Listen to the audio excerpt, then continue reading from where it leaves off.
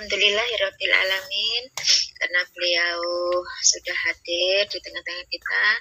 Namun sebelum beliau mengkaji kitabnya, mari kita sambut beliau terlebih dahulu dengan sholatullah ala nabi, sholawatullah ala rasul.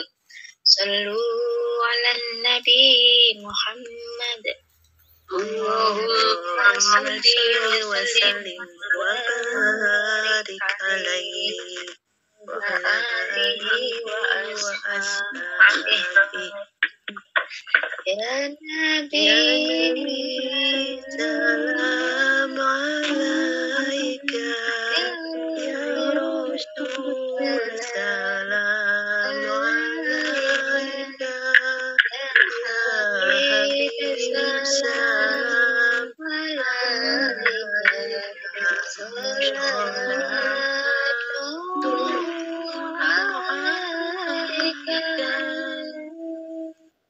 Allahumma salli wa sallim wa barik alaihi wa ala alihi wa ashabihi.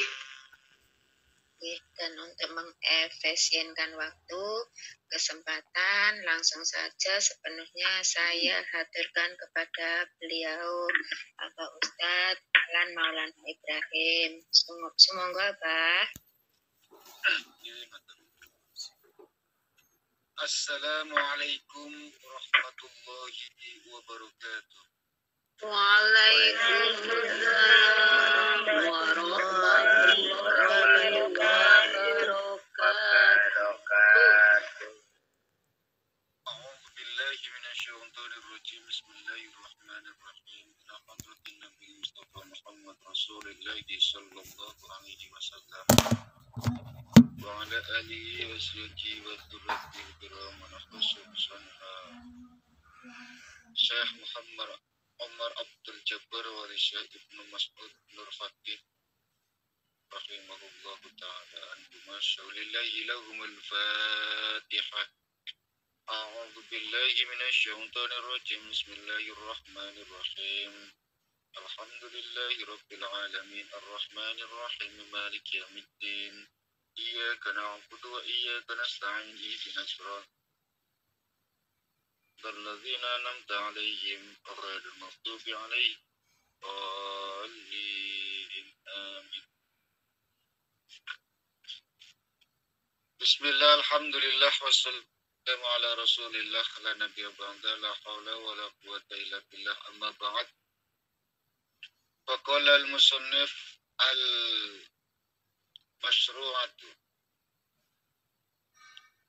tahwilul qiblati, shaum Ramadan, zakatul fitri, zakatul mal, salatul Aid. Tahiyatul qiblati yaiku kapindai kiblat saum Ramadan lan puasa Ramadan, zakatul fitri, zakat fitrah, zakatul mal, zakat mal, salatul Aid ini salat Aid loro. Fisanati saniyati ing dalam tahun kang kaping pindho minal hijrati saking hijrah, tahawwalatil kiblatu. Tahawwalati dadi pindho apa al kiblatu kiblat min Baitul Maqdis saking Baitul Maqdis Palestina ilal Ka'bati marang Ka'bah. Banda andalas muslimuna ing dalam sawise arep yen dadi sapa pira-pira wong Islam yastakbiluna iku padha madhep sapa muslimun Baitul Maqdis ing Baitul Maqdis sittata asyarata syahran ing dalam mangsa 16 bulan.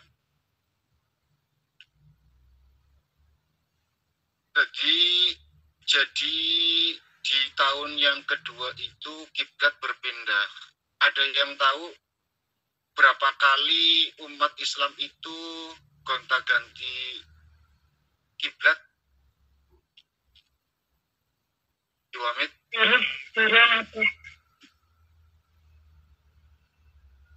Jadi sudah 3 kali pindah kiblat itu 3 kali, Bu. Pertama ke Ka'bah, kedua setelah hijrah pindah ke Baitul Maqdis Palestina.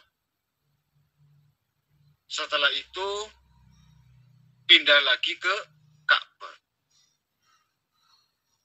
Ini menjadi satu bumerang untuk umat Islam sebenarnya pada saat itu, karena saat itu banyak orang-orang yang imannya itu tipis, dikelilingi juga oleh orang-orang munafikun. Pada saat itu banyak yang keluar, banyak yang murtad setelah digojlok, dibully sama orang-orang munafik dan orang-orang Yahudi.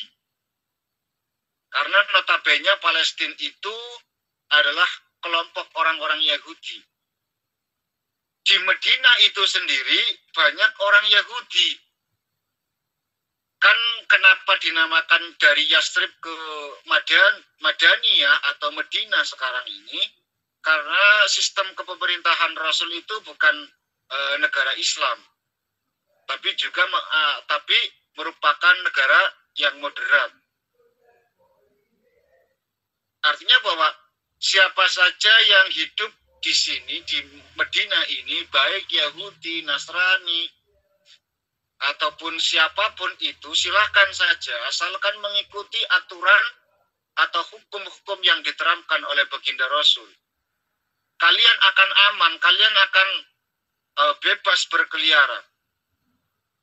Dengan satu syarat, mengikuti aturan atau hukum yang diterapkan. Awal ketika Nabi sholat itu menghadap Ka'bah di Mekah itu, Nabi sholat madhabnya ke Ka'bah. Setelah beliau itu hijrah, itu disuruh kiblatnya ke Palestina, yaitu Baitul Muqaddas atau Baitul Maqdis, menghadap ke arahnya Palestina pada saat itu. Lalu orang-orang Yahudi itu ketika tahu arah kiblatnya mengarah ke Baitul Maqdis, orang Yahudi mengatakan, lihat itu Muhammad. Dia tidak mau ikut agama kita, tapi arah kiblatnya itu ke kita. Masjidil Aqsa, nang Baitul Maqdis. Tidak mau ikut agama kita, tidak mau ikut ajaran kita, malah membawa ajaran baru, tapi kiblatnya ke arah kita. Ini kacau Muhammad itu, kata orang-orang Yahudi, memprovokasi orang-orang Islam.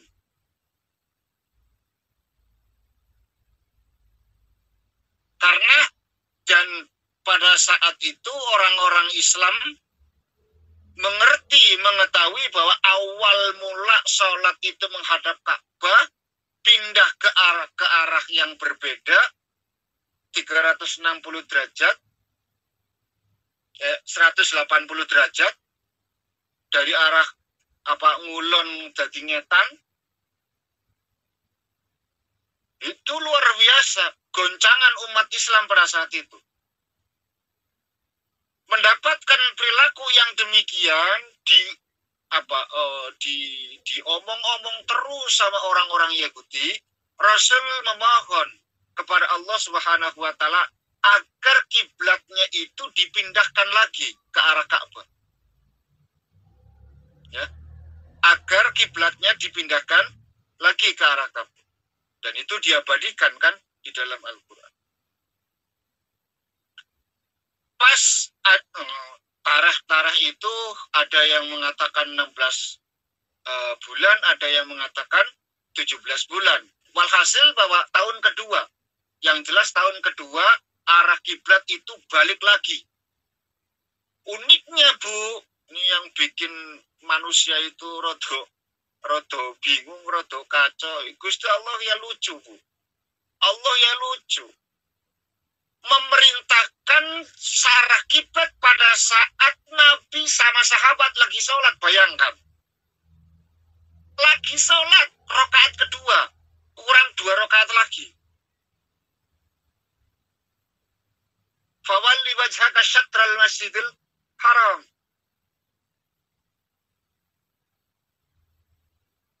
Disuruh untuk mengembalikan arah kiblatnya dari Baitul Maqdis ke arah kiblat ke arah mana Ka'bah lagi, Bu.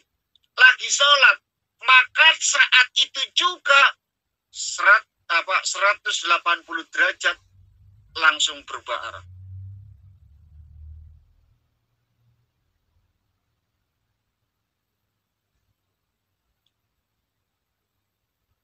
Itu rame pada saat itu. Tahu-tahu nabinya berbalik arah.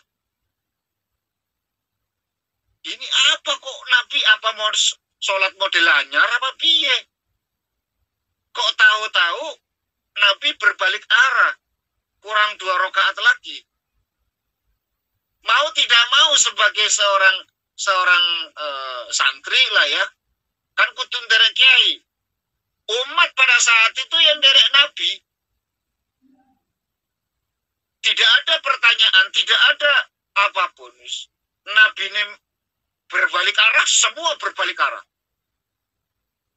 Bar sholat diceritakan, kita tadi lagi sholat, malaikat Jibril turun menyampaikan wahyu, memenuhi doa dan harapan kita semuanya bahwa arah kiblat kembali ke Ka'bah. Dan tidak ada yang bertanya, Bu. Ya, dan tidak ada yang bertanya. Iman ketika seseorang itu sudah dirasa dalam batin, dalam hati kita, maka setiap apapun perintah dari Allah dan Rasulnya tidak akan pernah ditanya. Nabi nggak nanya, para sahabat nggak nanya. Apa masalahnya? Kenapa dari Ka'bah ke Palestina, dari Palestina ke Ka'bah lagi, dari Baitul Maqdis ke Ka'bah lagi? Nabi pun nggak tanya kenapa ya Rob, enggak sama sekali. Para sahabat pun nggak bertanya, ya Rasul kenapa arah kiblat balik lagi? Enggak sama sekali. Itu iman. Ya, itu iman. Ketika Allah perintahkan, lalu kita lakukan tanpa ada sedikit pertanyaan, ini iman. Hanya orang-orang kreatif yang mungkin keraguan dalam imannya saja.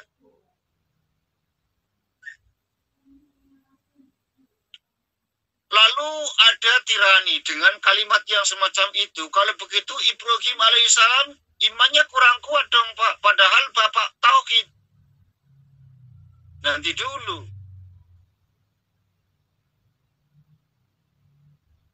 Ibrahim mengakui dan mengimani bahwa setiap kali Allah mematikan makhluknya, Allah akan menghidupkan kembali. Setiap manusia yang hidup pasti mati. Dan kematian itu awal dari kehidupan yang abadi. Nabi Ibrahim mengajukan, ya Allah, tidak sedikit pun rasa ragu dalam hatiku. Tapi kiranya untuk memberikan satu keyakinan, bisakah engkau tunjukkan bagaimana cara engkau menghidupkan kembali? Maka kata Allah, silakan kau ambil burung, kau potong-potong jadi 4. Dipotong jadi 4, yang satu ditanam di bukit A, yang satu ditanam di bukit B, yang satu ditanam di bukit C, yang satu ditanam bukit D. Lalu kau panggil dengan kuasaku. Nabi Ibrahim mempraktekkan itu semua. Lalu dipanggillah makhluk yang sudah dipotong, burung yang sudah dipotong-potong tersebut, biidznillah dengan izin Allah hidup kembali. Datang, Bu. Menyatu.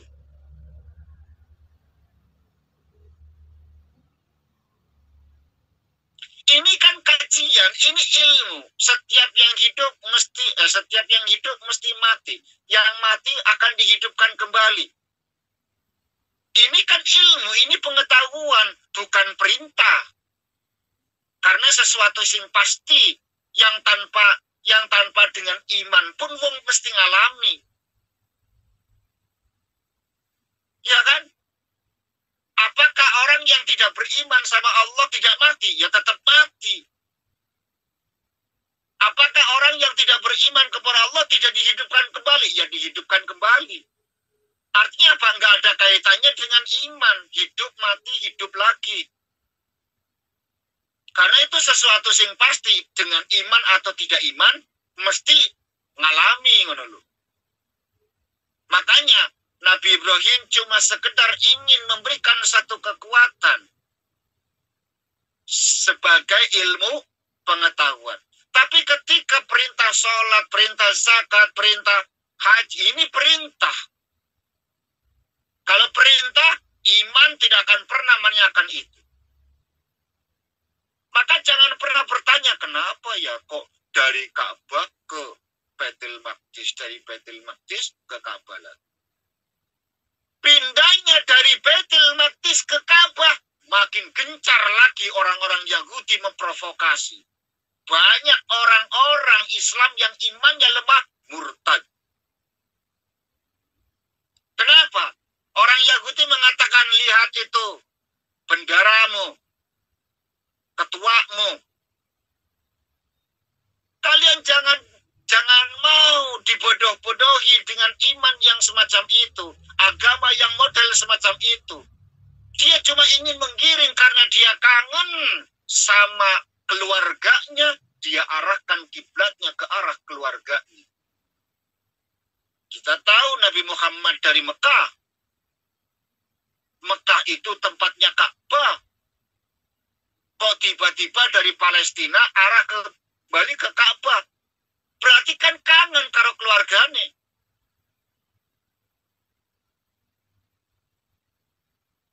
Tidak ada pilihan, Bu. Sajane Rasul yang ngenes ketika menghadap Ka'bah, Bu, pada saat itu. Bagaimana mungkin aku akan menghadapkan ke arah tujuanku menghadap Allah melalui kiblatnya Ka'bah. Sedangkan pada saat itu Ka'bah dikelilingi 300 berhala. Dikotori oleh berhala. Ada sejarahnya, sejarah itu dicatat, Bu. Bahwa Ka'bah yang selama ini kita agung-agungkan, kita suci-sucikan, itu pernah dikotori. Ya. Maka orang yang berilmu, Bu, ketika pun harus datang ke Ka'bah, ya entah itu umroh, itu haji, biasa saja. Gitu loh. Nggak harus dekat dengan Ka'bah, nggak harus mencium Hajar Aswad, enggak.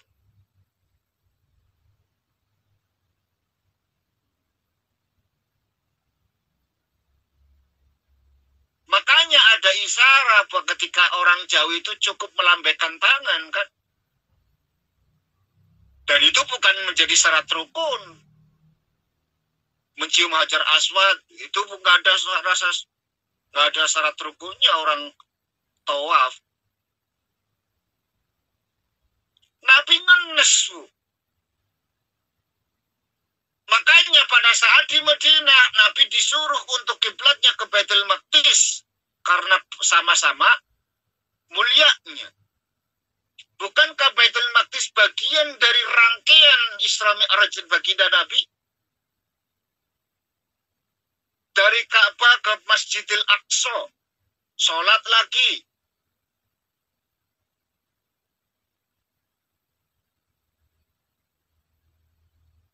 Ngenes atine Nabi. Maka Allah perintahkan untuk ke arah Baitul Maqdis. Setelah di Baitul Maqdis, Nabi ngerasa ngenes, tambah ngenes, Bu. Apalagi orang-orang Yahudi mengatakan munafik Muhammad, enggak melu agamanya tapi kiblatnya melu awake dhewe, dan seterusnya dan seterusnya. Akhirnya disuruh kembali lagi. Nah, pas Fathul Mekah itu, Bu, Fathul Mekah itu dikuasai oleh orang-orang Islam. Nabi sampai ngos-ngosan, Bu. Capek luar biasa. Mergo napa? Bongkar 300 berhala. Bayangkan. Nabi, Bu. 300 berhala loh. Nek berhalane cili-cili ora masalah, berhalane rada gede-gede ana ya gaweane ngare watu digotongi. Apa ya ora sengkleh.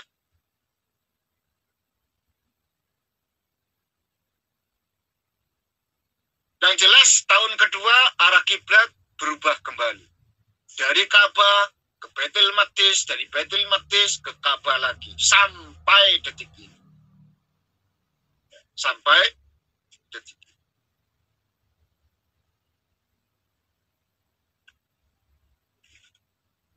Jeling-jeling pada tahun berapa? Tahun 2 Hijriyah. Arah kiblat kembali lagi. Wa fi syahri Ramadan aujaballah sama Ramadan. Wa fi syahri Saban lan ing dalem wulan Saban aujaba majibake sapa Allah Gusti Allah sama Ramadan ing puasa wulan Ramadan alal muslimina ing atase pira-pira wong Islam. Yadhu qasaim. Drepon yen tah ngrasake sapa wong puasa sidal ju'i ing dalem sidal ju'i ing abote atau apese luwe ngelih wal silan ngelak fatalina mangko lemes apa nafsahu awe soim wa yata'adzab lan dadi bersih apa khuluquhu budi pekertine soim fayazhalu mangko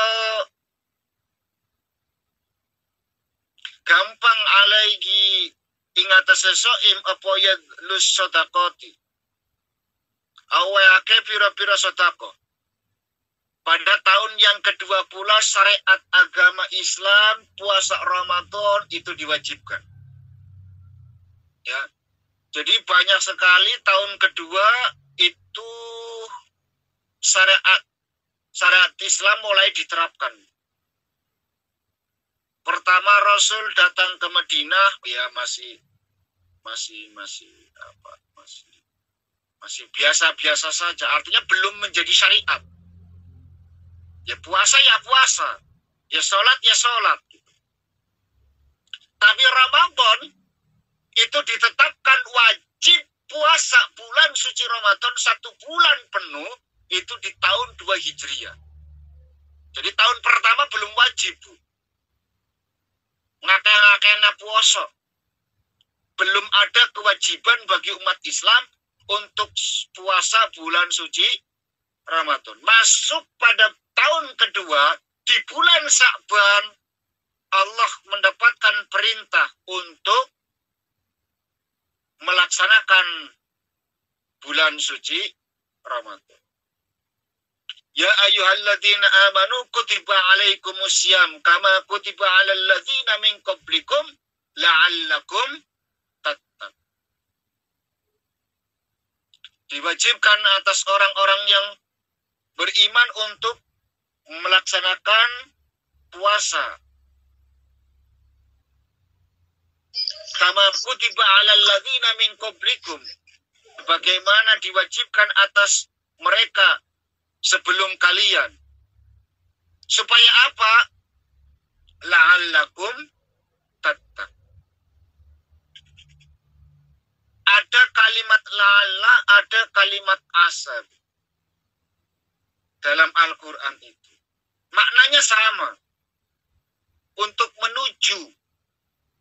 Ya, asa ya menuju, la'alla ya menuju. Artinya bahwa Allah dengan asa dengan la'alla itu sama. Akan tetapi penerapannya itu cara penyampaiannya untuk menggapainya itu beda. Kalau asa itu dengan mudah, kalau la'alla penuh perjuangan. Makanya puasa itu untuk target ketakwaan, kalimatnya la'alla. La'allakum tattaqun, supaya kalian menjadi orang yang bertakwa. Kenapa? Karena puasa itu melalui rangkaian yang harus kita alami. Satu, merasa lapar. Ya, siddatal jo wal atos.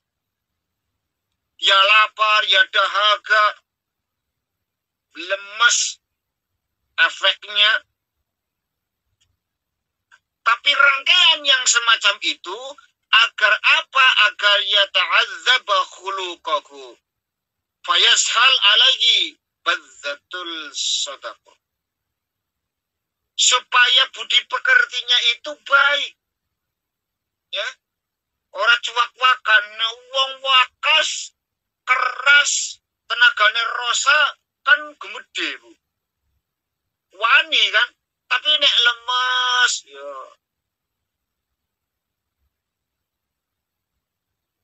biung lagi lemes kok. Sehingga budi pekertinya itu menjadi lebih baik lagi. Diwajibkan selama 1 bulan. Dan umat Islam pada saat itu, Bu, itu banyak yang salah kaprah, Bu. Ya, banyak yang salah kaprah. Masalahnya Nabi ya lucu. Memberikan syariat yang semacam itu disuruh untuk membedakan benang putih sama benang merah. Waktunya gitu loh. Waktu berpuasa ketika benang merah, ketika benang putih dan benang hitam sudah bisa dibedakan. Wakeh pada saat itu, umpamanya santri-santri sing bedui ya, bener-bener benang dipanteng, Bu. Kalau masih kelihatan putih, nah berarti masih puasa. Kalau sudah nggak kelihatan putihnya, sudah hitam, berarti sudah boleh buka. Yang repot kan saat fajar sidik, Bu. Saat mau mulai puasa, ditarik meneh benangnya. Yang bengi. Ya. Saat fajar sidik itu muncul kan masih remeng-remeng lah. Artinya bahwa benang putih itu masih belum kelihatan putihnya. Ya masih makan saja terus. Satu. Yang kedua, mereka itu semuanya tidak melakukan hubungan suami istri selama sebulan penuh. Ya, banyak yang nggak kuat. Akhirnya mereka melakukan. Tapi malam loh, malam. Nabi guyu dapat kabar yang semacam itu. Ya, Nabi yang guyu. Setelah itu Nabi mengajarkan tidak semacam itu. Puasa boleh berhubungan, tapi saat malamnya, siangnya enggak boleh.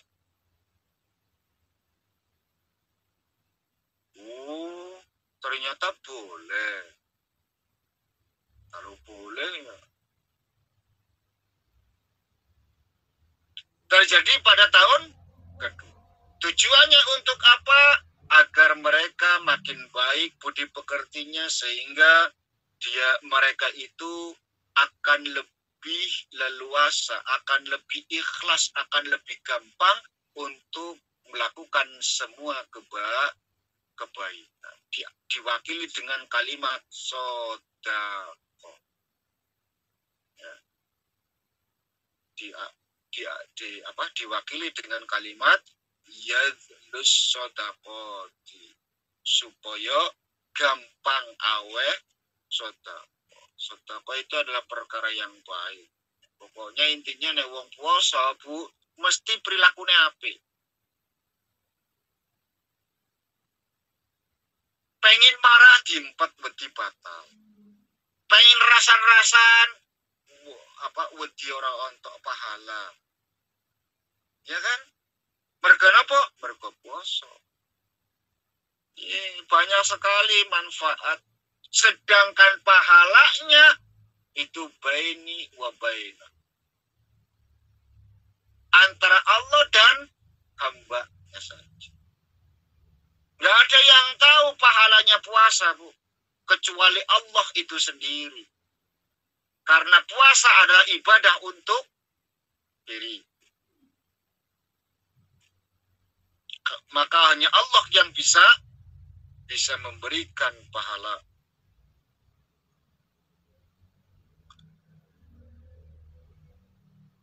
Ketiga, wa fiha aujaballahu zakatal fitri. Lan ing dalam tahun kang kaping pinda aujaba majibake sapa Allah Gusti Allah zakatal fitri ing zakat fitrah.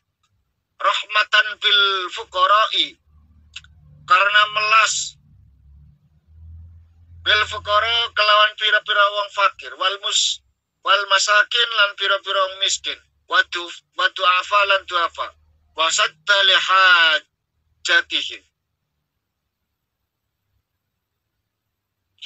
lan karena nutupi marang kebutuhane pira-pira miskin,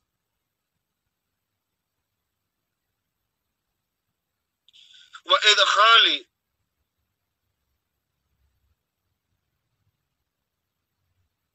lan karena yang lebakan fis as-sururi alaihim,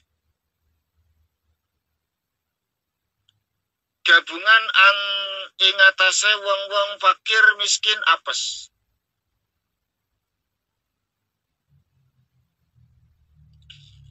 Di tahun yang kedua pula Allah mewajibkan untuk zakat fitrah. Hikmahnya apa? Rahmatan bil fuqara 1, wal masakin 2, wad du'afa 3. Wasaddan lihajatihim liidkhalisis surur alaihim, supaya kita itu bisa saling asa, saling asu, saling asih, saling mencintai, makin sayang sama orang yang membutuhkan, berbagi sama orang-orang yang tidak mampu. Ya. Itulah syariat Islam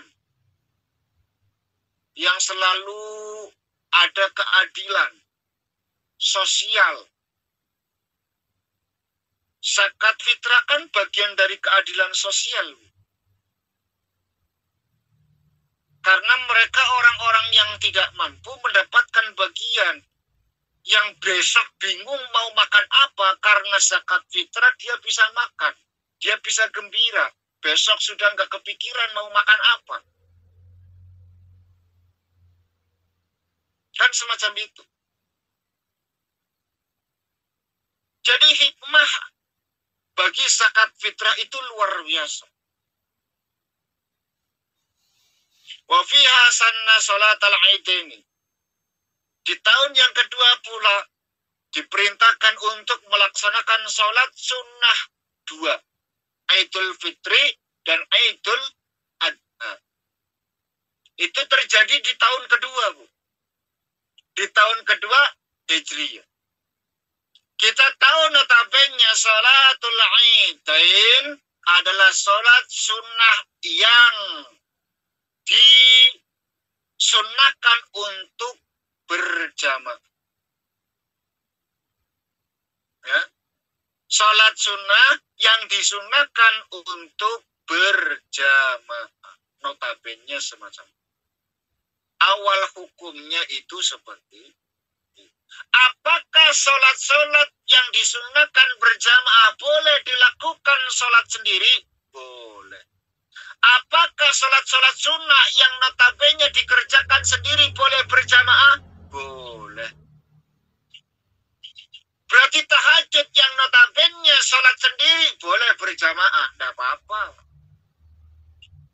Ya, tidak apa-apa. Tapi nggak ada kesunatan berjamaah. Apakah Idul Fitri boleh sendiri? Boleh. Tapi nggak disunahkan. Pahalanya dapat nggak? Dapat kalau pahala.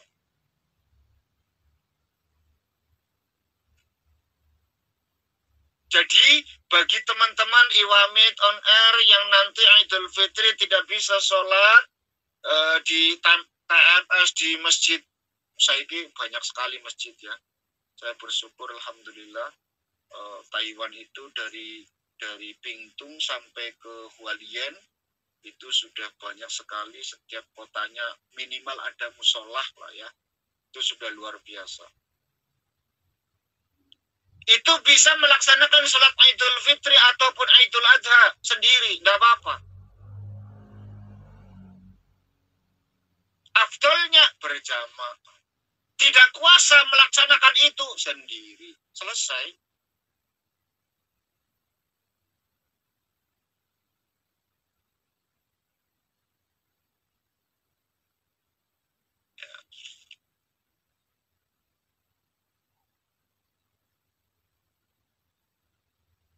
Ringkasnya pada tahun kedua pertama tahwilul kiblah. Ya, tahwilul kiblah, berubah arah kiblat. Yang kedua, saumur Ramadan, diwajibkan bulan suci Ramadan untuk berpuasa. Terjadi di tahun kedua. Zakatul fitri dan zakat fitrah, zakat al-mali serta zakat mal pada saat itu. Yang nanti kalian akan tahu bagaimana Sa'labah minta didoakan sama Nabi ketika kaya sudah luar biasa, dimintai zakat, itu ngomongnya nggak enak. Giliran Allah yang tersinggung. Nah, pertama, Nabi tersinggung karena tidak keluarkan zakat. Sa'labah. Ketika dikomentari, ini sih bukan zakat, ini pemerasan, kata Sa'labah. Giliran Allah yang tersinggung. Kalau Allah wis tersinggung, wis bubar. Selesai. The end. Allah yang tersinggung. Akhirnya the end. Terakhir, salatul Aidain. Yaitu salat Idul dua. Yaitu Idul Fitri dan Idul Adha. Jadi kalian itu sekarang sudah tahu, sudah paham bahwa syariat mulai benar-benar diterapkan itu terjadi pada tahun kedua Hijriyah. Ya. Puasanya, sholat Idnya, Ramadannya, pindah ke kiblat. Karena Rasul itu sudah jadi pemimpin, Rasul itu sudah sedikit kuat, bisa menyampaikan syariat agama tanpa harus wisik-wisikan, tanpa harus endap-endapan, tanpa harus sembunyi-sembunyi. Karena Rasul sudah barokah ditolong sama sahabat Ansar. Makanya sahabat Ansar itu luar biasa. Udah. Ringkasan sudah saya baca. Ada pertanyaan?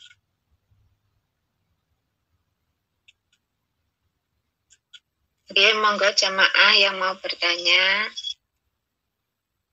Dibuka mute yuk jamaah.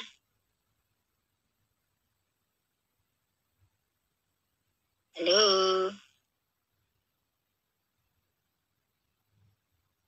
Iya, ngomong kabeh. Demen paling Bu. Dari musim dingin ya? Nggih, Pak. Musim dingin. Jamaah. Ya, Bu. Saya kibarkan. Assalamualaikum warahmatullahi wabarakatuh. Oke, waalaikumsalam warahmatullahi wabarakatuh. Pamit. Pamit. Allahu Akbar. Barakallah. Silakan. Terus pantang mundur demi perjuangan. Allah barakallah. Oke. Monggo yang mau bertanya, Bu Indarti. Oke. Tadi menerangkan tentang hal kiblat ya, tentang kiblat. Terus pertanyaan saya seperti ini, kalau sekarang ini kita dalam posisi keadaan terus tidak tahu arah terus mana kiblatnya seperti itu, bolehkah kita misalkan sholatnya asal sembarang kiblat kayak gitu? Itu aja pertanyaan saya, tolong dijelaskan. Terima kasih Abah. Waalaikumsalam warahmatullahi wabarakatuh. Waalaikumsalam. Ada lagi? Disimpan dulu nggih apa? Coba ada lagi ibu-ibu yang mau bertanya, monggo silakan. Assalamualaikum warahmatullahi wabarakatuh. Waalaikumsalam warahmatullahi wabarakatuh. Iwami. Iwang lihat yo Allahu Akbar barakallah. Yes, monggo Ibu.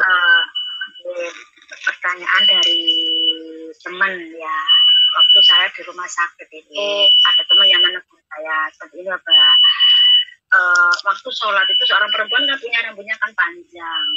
Kan otomatis kan mesti dikuncir dibelung kayak gitu. Dia menegur saya, Bu, kalau sholat kok rambutnya dikuncir, itu kan apa itu menunjukkan bahwa kalau dikuncir itu saat sholat itu menunjukkan kesombongan seperti itu. Saya diam nggak ngomong apa-apa. Apakah itu benar apa untuk penjelasannya? Teman, terima kasih. Wassalamualaikum warahmatullahi wabarakatuh. Waalaikumsalam. Waalaikumsalam warahmatullahi wabarakatuh. Oke, Timotrin. Oke, insya Allah ada 2 pertanyaan ke apa? Oke, yang pertama yaitu bagaimana kalau sholatnya itu sembarangan kiblat, ngoten niku apa? Yang kedua tentang dikuncir rambutnya, nggih, semoga. Pertanyaan pertama, kalau kita tidak tahu arah kiblat, apakah boleh sembarangan? Kalau arah kiblat kita tidak tahu, itu disamakan dengan orang yang dalam safar. Asal benar-benar tidak tahu ya. Dalam ruangan tidak boleh keluar, nggak ada aplikasi misalkan. Karena sekarang kan sudah ada aplikasi gitu, aplikasi arah kiblat. Kalau memang jenengan benar-benar pengen yakin banget, tinggal download aplikasi arah kiblat, maka pasti akan ditunjukkan, walaupun ya keabsahannya ya wallahu a'lam gitu loh.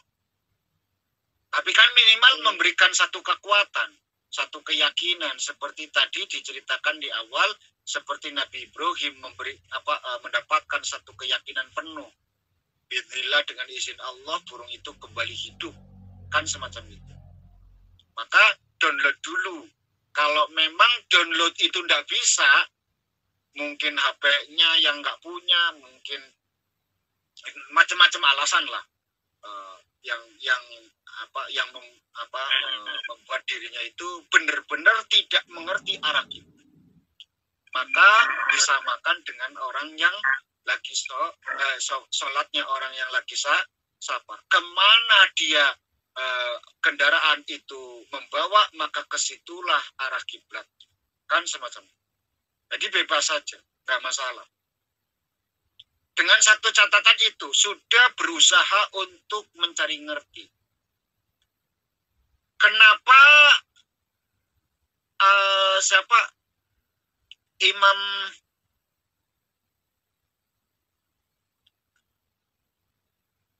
Imam Syafi'i itu mengartikan ayat tayamum itu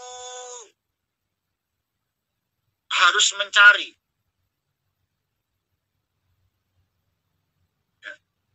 Kenapa? Karena kalimatnya ketika tidak menemukan air. Kan bahasa tekstual Qur'annya kan seperti itu. Ketika tidak menemukan air, maka bertayamumlah. Kalimat tidak menemukan berarti kan mencari dulu. Sesimpel itu dulu orang-orang alim gitu. Menafsiri ayat lewat kalimat ketika tidak menemukan berarti ada usaha untuk mencari.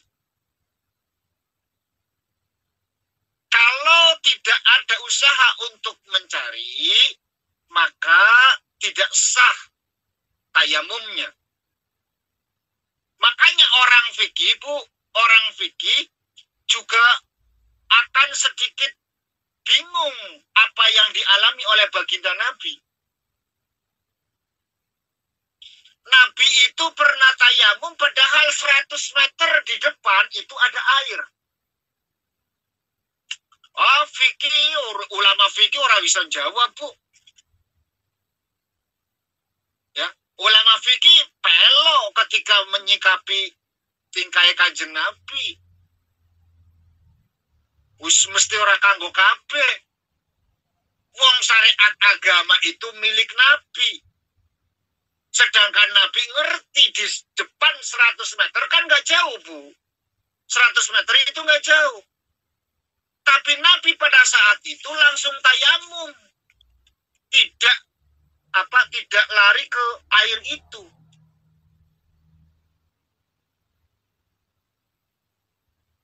Dengan kata lain bahwa Nabi kan tidak berusaha untuk mencari dulu kan. Walaupun notabene Nabi itu ngerti di depan itu ada air 100 meter gitu loh. Nggak jauh loh. Tapi apa kata Nabi? Pada saat itu saya sudah pengen buru-buru suci. Kenapa? Karena isyakku. Kehadiran Allah itu dirasa. Ya, kehadiran Allah itu dirasa. Sehingga pada saat itu juga Nabi langsung melaksanakan tayamum.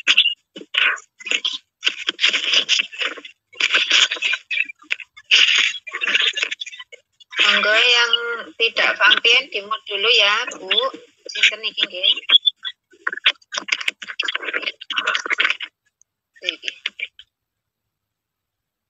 Itulah Oke, kenapa terima kasih. pertama yang harus dilakukan adalah usaha dulu. Usaha ya lewat matahari lah. Oh, matahari arahnya ke sana berarti kiblat ke sana. Minimal itulah. Minimal lihat dulu matahari. Oh, matahari kok condongnya ke sana berarti itu ke timur, ini ke barat. Kan semacam itu. Minimal seperti itu. Zaman makin maju, ilmu memberikan kemudahan bagi kita. Download aplikasi untuk mencari arah kiblat. Selesai. Nggak ada, Pak. Nggak punya Android, misalnya. Ya sudah. Kau sholatlah seperti sholatnya orang yang dalam keadaan safar. Artinya sekehendakmu saja. Kau yakinnya kemana, ya kesitulah arah.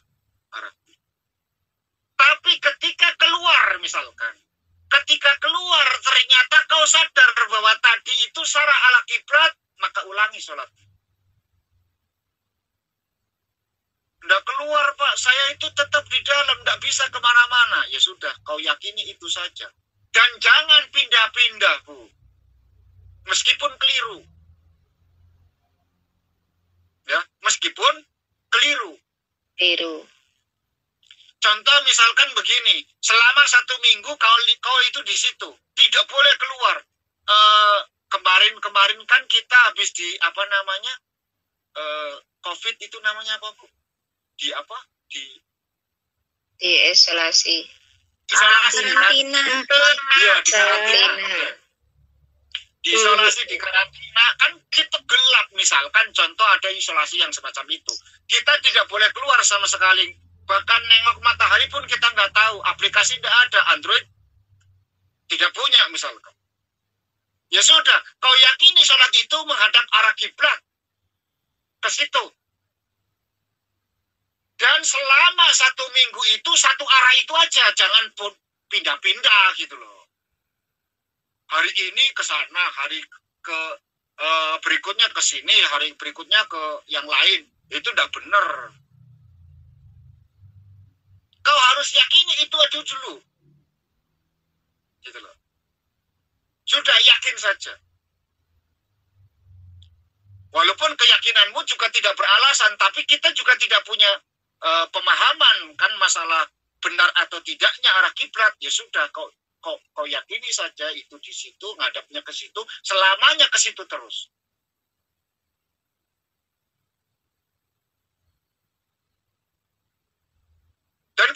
keluar selama 1 minggu, ternyata selama ini saya keliru. Arah kiblatku keliru ternyata. Tidak ke sana, tapi harusnya ke sini. Tapi sudah 1 minggu, ya wis lah. Masa itu sudah berlalu. Yang saya maksud adalah begini, hari itu sholat duhur. Ya, sholat duhur. Setelah sholat duhur, jenengan benar-benar nggak tahu. Hidup di negara non-muslim. Nggak ada masjid, jadi nggak tahu arah kiblat. Selama di perjalanan pun nggak pernah ngerti kiblat itu kemana misalnya. Masuk ke kamar, bingung arah kiblat kemana, ya sudah sholat saja. Ternyata ada penyetan misalnya. Ada penyetan ke arah timur. Setelah keluar, loh kok matahari kok ke belakangku, berarti aku itu sholat tadi ke arah timur. Sadar pada saat itu jenengan balik. Diulang.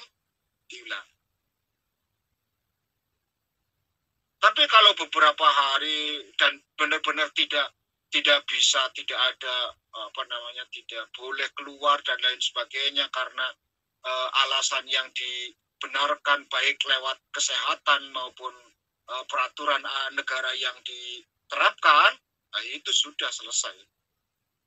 Apa yang kau yakini, di sanalah arah kiblat. Karena sebenarnya arah kiblat itu cuma sekedar untuk mempersatukan saja, gitu loh. Hakikatnya, gitu loh. Hakikatnya. Nah, kalau memang itu menjadi syarat mutlak misalkan. Kalau memang itu menjadi syarat mutlak, wong nyatanya tempat yang begitu suci dan sakral pernah dihinggapi 300 berhala, termasuk berhala-berhala yang kelas-kelas kakap, Lata, Uzza, Manat, Hubal, dan lain sebagainya. Itu kelas-kelas kakap itu. Belum lagi kelas-kelas keroncok, kelas-kelas kecil. Paham ya? Pertama usaha dulu, minimal cari lihat dulu matahari, kalau enggak pakai ilmumu dengan Androidmu, download aplikasi arah kiblat. Kalau tidak menemukan itu semua, silakan kau sholat sesuai dengan arah yang kau yakini saja. Arah yang kau yakini bahwa ini bulan. Itu yang pertama. Yang kedua, sholat di gelung. Siapa? Sholat rambutnya di gelung, itu menunjukkan kesombongan. Awal pertama kali, ketika perempuan itu kan ada rambut digelung seperti punduk unta, ya, seperti punuk unta. Dan orang-orang yang semacam ini akan dilaknat sama Allah.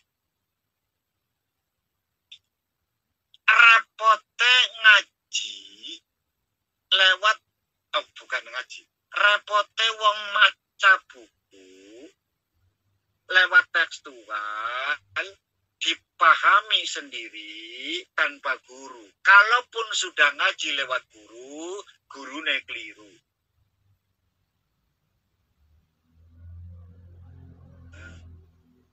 Itu kesimpulan pertama.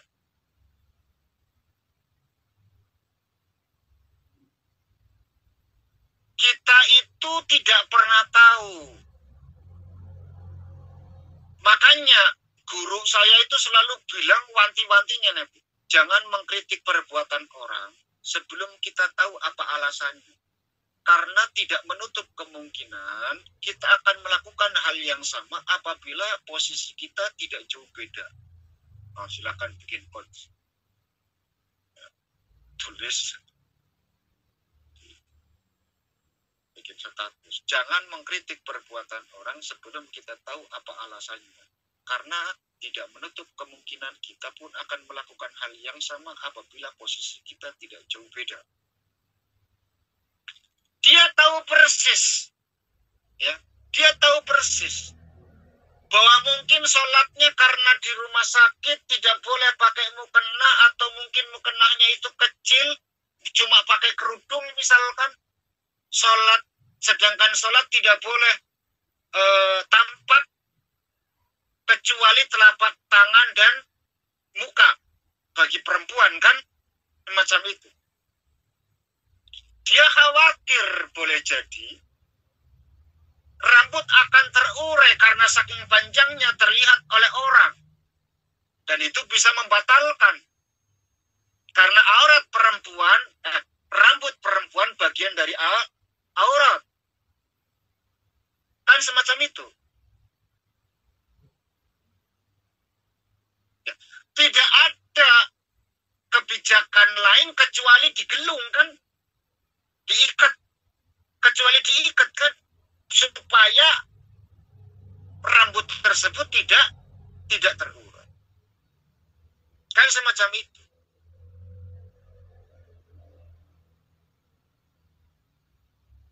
Ya, walaupun awalnya gitu loh, hukum awalnya yang paling bagus sholat ketika ketika kita menjalankan bagi perempuan, ya, perempuan sholat itu jangan digelung. Makanya orang tua dulu, Bu, orang tua dulu itu mukenanya itu yang langsungan, Bu, nggak ada yang tugelan kan model baru sekarang ini. Ada tugelan itu sekitar tahun 2000-an lah, Bu. Baru ada model yang semacam ini. 2000 ke bawah itu enggak ada tugelan itu. Adanya langsungan. Dan itu efisien. Gitu loh. Itu efisien. Artinya kekhawatiran itu bisa terjaga lewat mukena yang model semacam itu. Khawatir nanti kelihatan rambutnya dan lain sebagainya, kan semacam itu. Walaupun Nabi mengatakan ada seorang perempuan yang hijabnya itu seperti penuh unta, kan semacam itu dalam hadis, yang menandakan bahwa itu adalah tingkat kesombongan.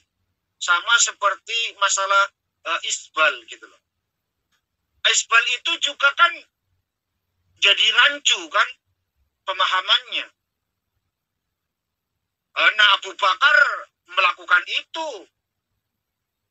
Ya kan, Sayyidina Abu Bakar kan semacam itu. Makanya Abu Bakar itu sedih ketika Nabi menyampaikan orang yang isbal itu dilaknat sama Allah dan para malaikat, neraka tempatnya. Kan semacam itu. Yang menggunakan pakaian di bawah mata kaki, kan dilaknat. Maksud Nabi adalah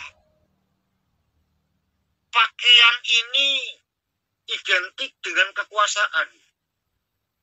Ya, coba lihat raja-raja dulu, makin besar tingkatannya, makin panjang pula pakaiannya.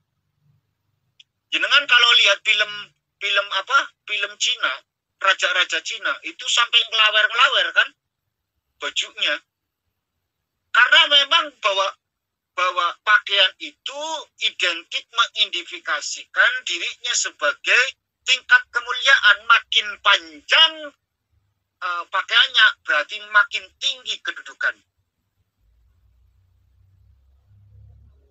Jadi yang dimaksud oleh Nabi adalah menunjukkan jati dirinya sama orang. Aku luh wong mulia, aku luh wong sing terpandang, aku luh wong sing kedudukannya tinggi. Nah, ini kesombongan, padahal pada saat itu mau sholat menghadap Allah, maka sama rata. Tidak ada pemimpin, tidak ada prajurit, nggak ada panglima, nggak ada prajurit, nggak ada presiden, nggak ada rakyat. Semuanya sama di hadapan Allah Subhanahu wa Ta'ala. Maka yang dimaksud adalah tingkat kesombongan. Kalau memang hal itu terjadi, Lalu Abu Bakar itu merasa sedih, sedangkan aku itu begini ya Rasul. Kamu tidak masuk bagian dari bab ini, karena kau memang punya, mohon maaf, Sayyidina Abu Bakar itu kakinya rada kecil, punya kelainan sedikit, jadi malu, sehingga ditutup pakai baju. Nah, itu kamu tidak masuk dalam kategori itu. Artinya apa? Bahwa yang dimaksud angger niate sombong yang semacam itu, maka masuk pada kategori yang dilaknat. Nah, sekarang saya tanya jenengan, pada saat itu niat sombong apa ora? Nah, kalau ora ya ora masalah menurut. Ya enggak Pak, waktu sholat di rumah sakit ya, kalau dikunci, betul ditegur, ya saya nggak bisa jawab, diam, kan saya belum tahu gitu. Ya cuma saya ngomong ya biar nggak korat karet gitu rambut saya, kalau gitu doang, biar ringkas. Ini lumayan lah, menang bantah sidik udah ora korat karet. Baik, paham ya, sampun ya, sudah jam. Insya Allah ya, Abah sampun ya. Mari kita sama-sama berdoa kepada Allah Subhanahu wa Ta'ala.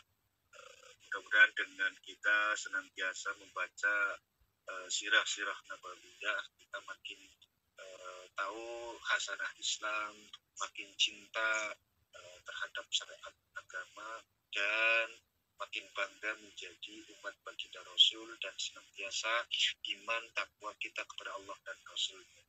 Amin ya rabbal alamin. A'udzubillahi minasyaitonir rajim. Allahumma shalli ala sayyidina Muhammad wa ala alihi wa sallim alhamdulillahi rabbil alamin wal 'aqibatu lil muttaqin wassalatu wassalamu ala rasulina Muhammadin wa alihi wa sahbihi ajmain. Allahumma nadim ahwalana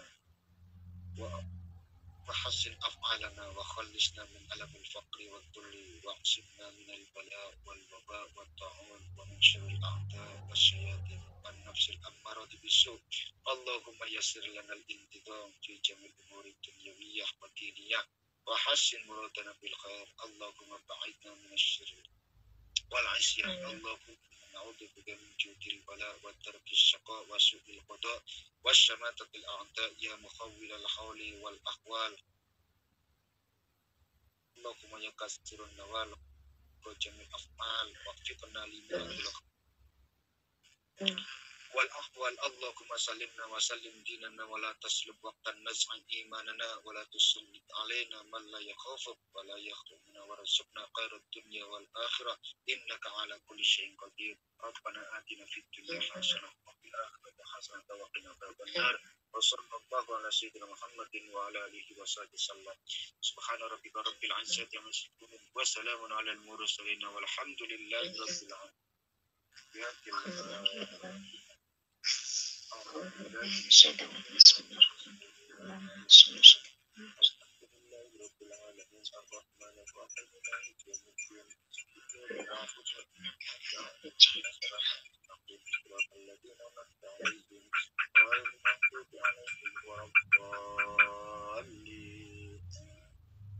Amin ya rabbal alamin. Yang bisa sampaikan, terima kasih atas segala perhatian. Mohon maaf atas segala kekurangan. Subhanakallahumma bihamdika asyhadu an la ilaha illa anta astaghfiruka wa atubu ilaik. Akhiru da'wana walhamdulillahi rabbil alamin. Salam. Wassalamualaikum warahmatullahi wabarakatuh. Waalaikumsalam warahmatullahi Warahmatullahi wabarakatuh.